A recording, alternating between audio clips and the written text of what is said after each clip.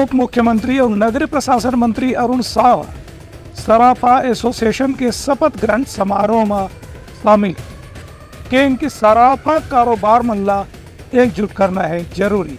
उप मुख्यमंत्री अरुण साव आज छत्तीसगढ़ सराफा एसोसिएशन के नवा पदाधिकारी मन के शपथ ग्रहण समारोह में शामिल हुई। ये मौका में उप मुख्यमंत्री हकीम की छत्तीसगढ़ में सराफा के कारोबार से राज्य सरकार ला काफी बड़े मात्रा में राजस्व प्राप्त होते। एक सराफा कारोबारी मन ला हर तरह से सहयोग करना जरूरी है। उमन ला सराफा कारोबारी मन ला एकजुट होए के भी बारे में उप मुख्यमंत्री सलाह दी। उन्हें रायपुर के सांसद बृजवान अग्रवाल हकीम की राज्य बनने के बाद सराफा कारोबार में काफी विस्तार हो है। एक सराफा कारोबारी मन अब अपन कारोबार व्यापक रूप से राज्य के हित में ध्यान में रख के करना चाहिए। ये मौका में सराफा एसोसिएशन के नवा पदाधिकारी मन ला बार काउंसिल ऑफ इंडिया के कार्यकारी सदस्य सुनील मोटवानी शपथ ग्रहण करवाई। Bureau report Utlanga news.